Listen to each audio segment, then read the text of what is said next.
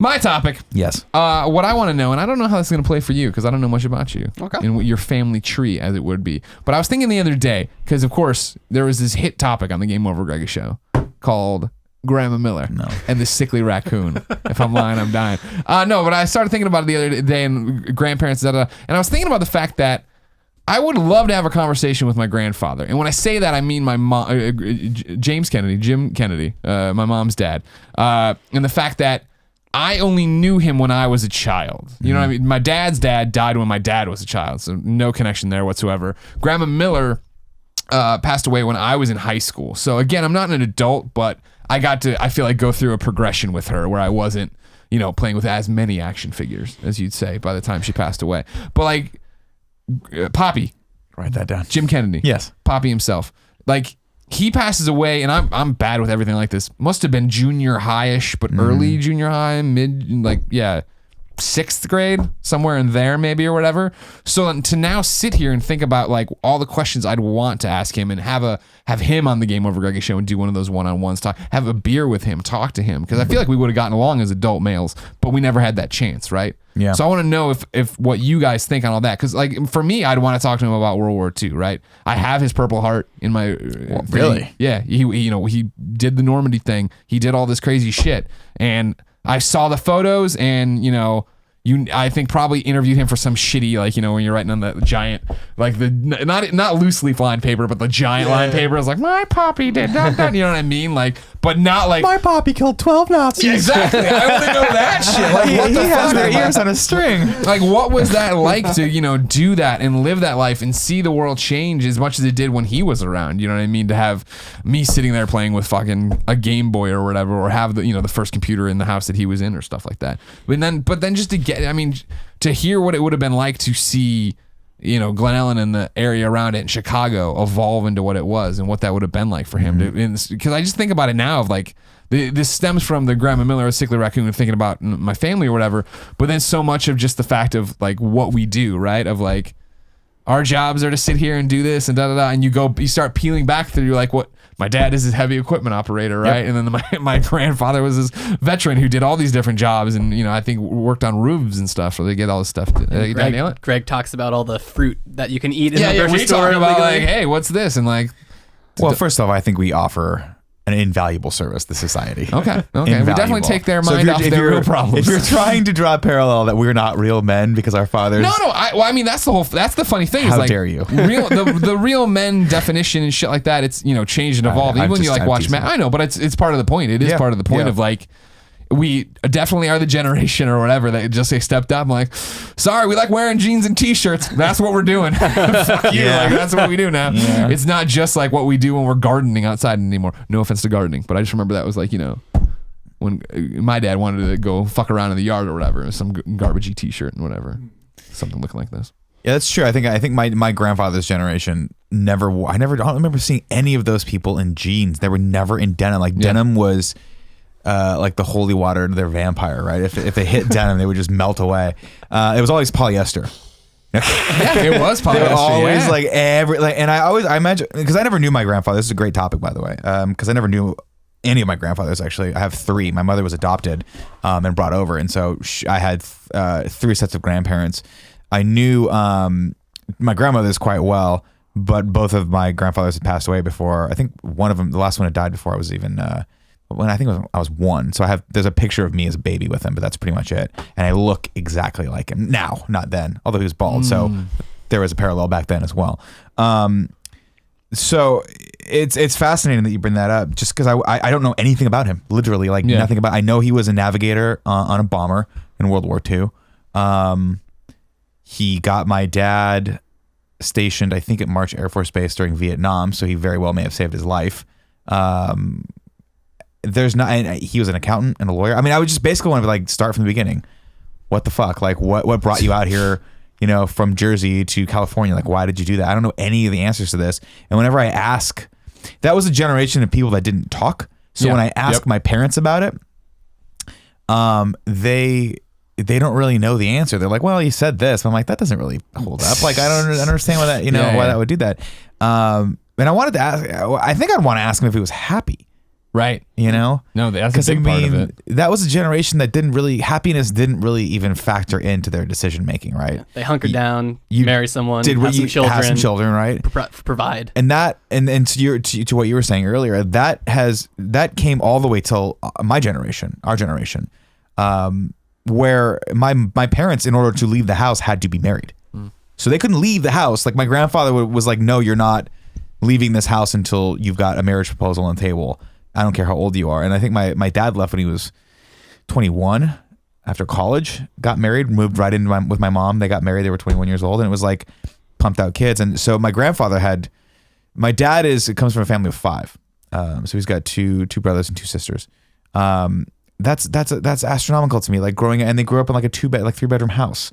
Like, you know what I mean? Like, how did you make all this work? Right. You know? And my grandfather apparently was an accountant who went to school at night to get his law degree, and then ran a law practice in San Diego. So I was like, what the fuck is, like, what's going on here? Like, why San Diego? Why this? Did you have another family now? Like, I would not be surprised if there's a whole other batch of Scarpinos that look exactly kind of like me that are running around like in San Diego. Maybe I'll run into them one day. But yeah, I mean, I think probably most likely I would have wanted to know about about the war and just his experience there, and his experience being in the Air Force during arguably the most important war of the last like 1,000 years, you know? Like, what was that like? What was it like knowing that you were a part of a giant machine that had to kill? Yeah. You know? And that's the thing, is like, it's such a big, that's what we know about them, right? The greatest generation, right? That they had to do these and make the sacrifices, but to get down to like, the nitty gritty of like what day-to-day life was like, and what did you look forward to when you came home, right? Like I want to finish everything and just play video games, right? It's like what was that like for you, and how did you start smoking? And was all these different little shit like right? that. Yeah. He had an office. My grandfather Scarpino had an office right when you would walk into their house. To the left was like you'd walk into the entryway, and to the right was like the living room, and then it was like the kitchen and dining room in there, and then he'd have this little office that was off. And I was always fascinated by it because it was like a time capsule, right? Like this was a guy's office that I never knew, and it was, you looked in there, and you know how like grandmothers, and when mothers turn into grandmothers, they do the same thing that the grandmothers used to do, where they keep everything sort of like vacuum locked, right? Like your room is the same it used to be back in the day. And I would walk in there, and like, case in point, I found a pack of this. I was a shit kid that was smoking cigarettes behind my parents' back, and you'd find like packs of cigarettes from Air Force One, and you're like, what the fuck? Like, where did this come from, right? And chances are someone just they would hand it down, someone had it or whatever, gave it away, and then he eventually got it to my dad, and then I eventually smoked them, and my dad was not happy about that. They were disgusting because it was like basically like lighting a bale of hay on fire. I just kind of lit it. That was it. I tried to refill them later, but I was like, I didn't really understand it or whatever. But that's awesome. But yeah, it was crazy. I know I would go play in there. My grandmother would always have sort of an odd reaction to it, right? Because this is a husband she hadn't really had in 15, 20 years. And so she would be like, don't break anything, don't touch anything. Like this is all I have to remember him by. And I was like, this is a treasure trove. Like this is all I have to remember this guy by too, right? And no one will talk to me. And there's like 2 pictures of the guy that I've ever seen. One was him older, and the other was him in his his Air Force uniform. This standard sepia toned, standing, trying to smile as best as he could, because they didn't take pictures a lot back then. Yeah, because I guess the technology took like months. Someone looked at him while he did, and they just like carved it in stone. But I mean, to your point too, and I'll shut up about my grandfather. Was that he just seemed fucking cool. That's the thing, is my grandfather seemed really cool, and I only know him as my grandfather. And when you're talking about being a kid, right? I only knew him as my grandfather at the end of his life, when he was a sickly old man, and after multiple strokes and surgeries and emphysema and all these different things. Those are my memories of him.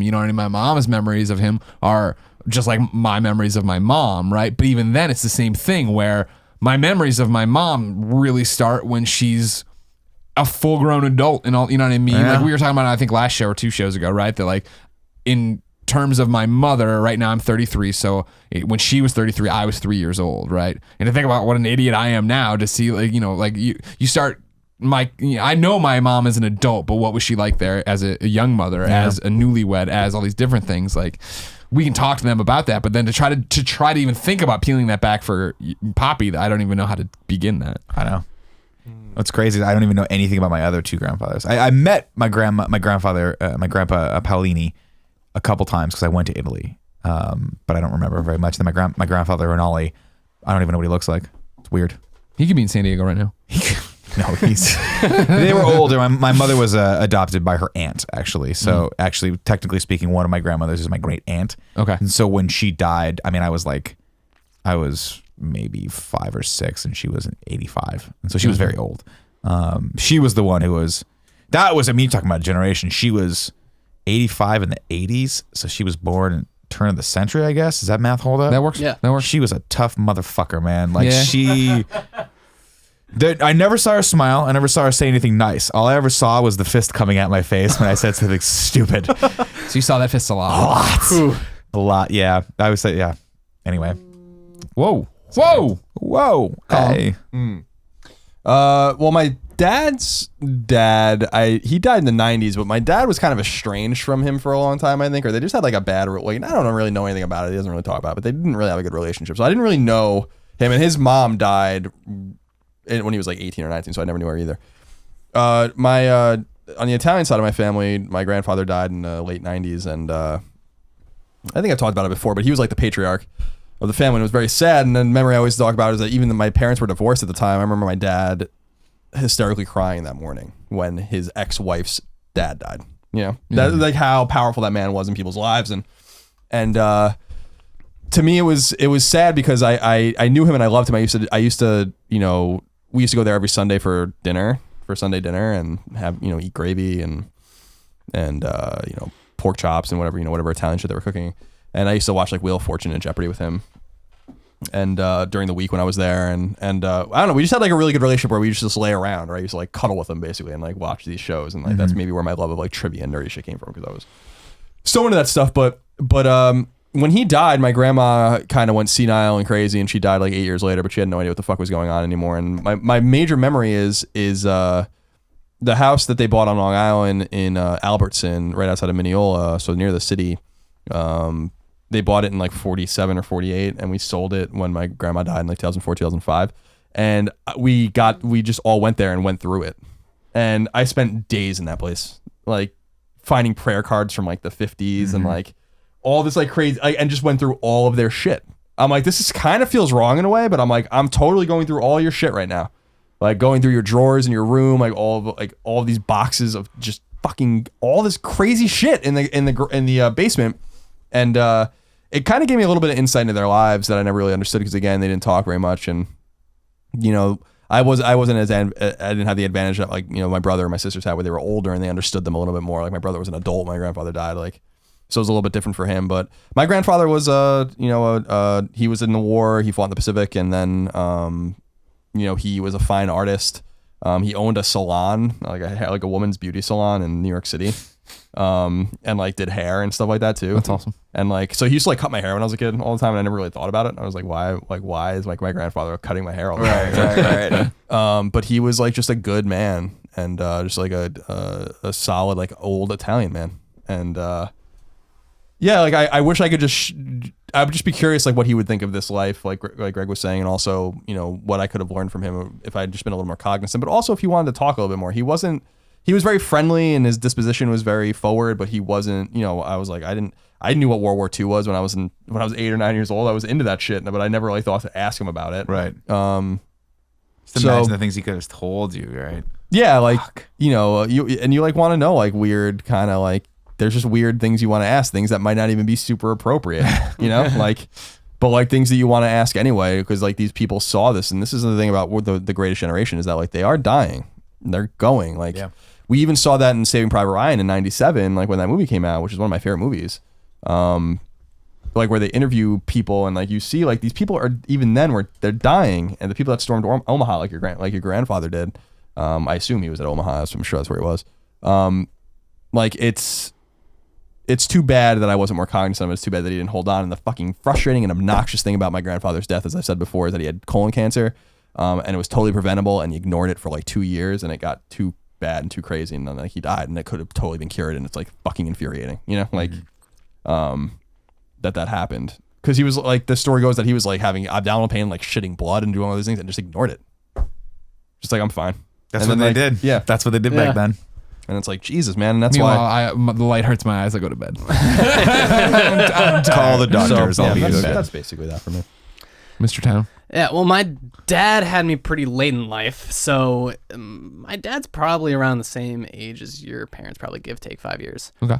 So my grandpa was also in World War II, and he was stationed in China right around the time that they dropped the bomb. And so he was preparing to go invade Japan. And wow. if that had not Yeah, yeah. happened, then he almost for sure would have died. And so I there's a lot of stories that kind of came out as he was passing away. How long ago was that? Ballpark. 5-6 years ago. Okay. He like just kind of like never told anyone really much about it. Him or his brother, who they were double married. So Oh, a dual ceremony? no, so they were married to. So my grandpa and his brother married a pair of sisters. Oh, okay. So we have like double cousins. And Sure. like, when I first heard about that, I was like, "Is that okay?" Everyone at school's making fun of you. So I think it holds up. specifically, my I don't know what you call that, great uncle. Okay. My grandpa's brother. Yeah, that counts, he was in the Pacific and fought there and never said a thing Yeah. about any of it. And then as my grandpa was passing away, he kind of just like let loose. He's like, mine was starting to go, and he just kind of talked about the storm that he was stuck in for like a month on like a aircraft carrier, and just how awful it was. Like everyone was sick, Yeah. and they were stuck, and there's nothing they could do in like a horrible, crazy long storm. And so I really just want to ask, yeah, like you said, the war is just like super. Hearing what that is like from, the front lines, having to go do that, and probably wanting to at the time as well. Yeah, of course. Specifically with that generation, was very Sense of gung-ho. service. Yeah, 100%. But yeah, like I said before, he was very like, he met my grandma. 2 weeks later, they were engaged. Yeah. And Yeah, then that's what he happened. went off to the war, came back. They got married. We recently discovered like a telegram he sent her from what must have been like where they were planning to go on their honeymoon, and it was an adorable little message to That's funny someone stuff. he barely knew. Yeah. And they ended up hating each other. They stick it out though? No, they at some point, I don't know when, I think after my dad's youngest brother left, they got divorced, and then someday my dad was calling them, and they were calling my dad, and then he thought he heard his mom's voice behind Yeah. my dad. He was like, is mom there? And they're like, oh yeah, we're living together again. We're married again. Didn't tell any of their kids. It happens. Just they got married again, and then later, like 2 years, maybe even less than that, divorced again. So That's awesome. I love that. that's my dad's side of the family, and then my mom's side of the family is very, very interesting. I don't really know my grandpa on that side. Just kind of an estranged family member there. My grandma remarried, and this hilarious, tall, skinny Jewish man who is friends with Nelly. Yes. In St. Louis. St. Louis. Yeah. Okay. He like played poker with him and went to his like birthday, and like he apparently, fun fact. Yeah. Nelly has a tradition where everyone pins dollars to him for his birthday. And my grandpa It's a good tradition. pinned an Applebee's gift card to him. Nice. And he said it was his favorite present. That's awesome. So- That's very cool. It's the gift that keeps on giving.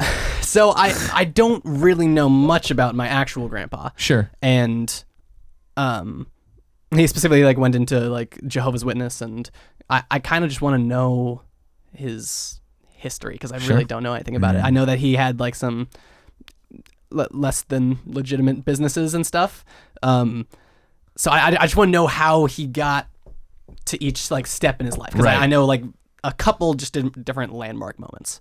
That's always the thing, right? Is like, yeah, the nitty gritty of all this. Like I know, like Grandma Kennedy, the story I was always she played cards with Al Capone once, and it's like.